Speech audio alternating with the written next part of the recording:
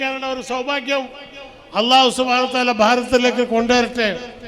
അതിൻ്റെ പണി ഇന്ന് ഉള്ളാൾ ദർഗാവിൻ്റെ ചെയർമാൻ വളരെ നല്ല മട്ടത്തിൽ, കാരണം ഇവരെടുത്താൽ 1 കോടി രൂപ ശമ്പളം കൊടുക്കാനുണ്ടായിട്ടില്ല.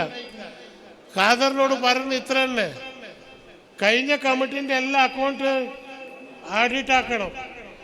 ആരാണ് തെറ്റ് ചെയ്ത് ഓൽക്ക് ശിക്ഷ കിട്ടണം, വിടാൻ പാടില്ല. ഇത് അള്ളാൻ്റെ പൈസയാണ്.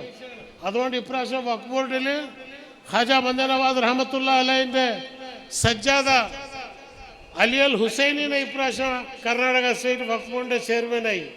ഒരു സാദാത്തിന്റെ മോന് ഇന്ന് കർണാടക സ്റ്റേറ്റ് വഖഫ് ബോർഡിന്റെ ചെയർമാനായിട്ട് ഇരിക്കുന്നുണ്ട്. അങ്ങനത്തെ സന്ദർഭത്തിൽ കർണാടകത്തിലുള്ള എല്ലാ വഖഫ് ഇൻസ്റ്റിറ്റ്യൂഷന് നല്ല ശക്തിയിൽ വളരണം.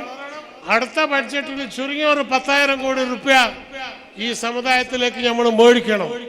അതിനുള്ള എല്ലാം എനിക്ക് ജീവിതത്തിൽ ഒരാശയില്ല, എല്ലാ ആശ തീർന്ന്. ഞാൻ മുകളിലും കണ്ട് താഴെയും കണ്ട്.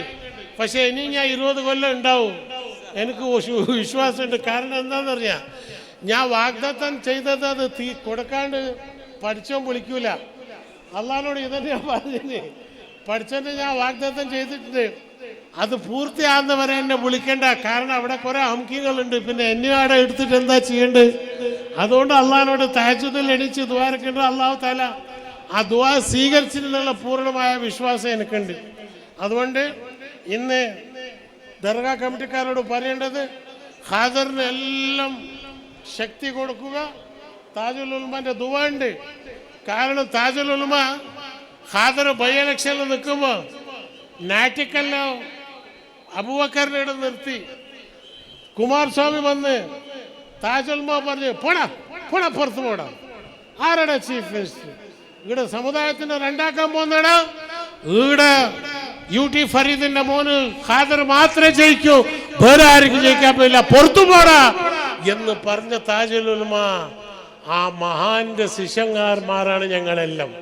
അവരുടെ അടുത്താണ് നമ്മൾ ദീന് പഠിച്ചത്. അതുകൊണ്ട് ഈ സ്ഥാപനത്തിൽ പഠിക്കുന്ന ഓരോരോ കുട്ടി താജുൽ ഉലമാന്റെ ആ ധൈര്യം, ഇതാ താജുൽ ഉലമാന്റെ മൂത്ത മോന് കൂറത്തങ്ങളെ മക്കള് ഇന്ന് അവിടെ ഒരു സിയാറത്തിന്റെ സ്ഥലമായി, ഇവിടെ ഒരു സിയാറത്തിന്റെ സ്ഥലമായി.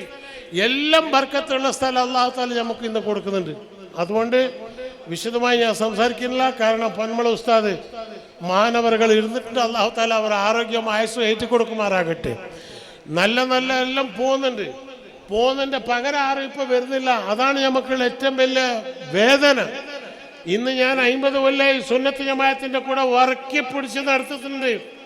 AP എന്നെ അത് ഏത് ലോകത്തിന്റെ ശക്തി വന്നാലും AP-നെ ഞങ്ങൾ വിട്ടിട്ടില്ല, ഞങ്ങളെ AP വിട്ടിട്ടില്ല.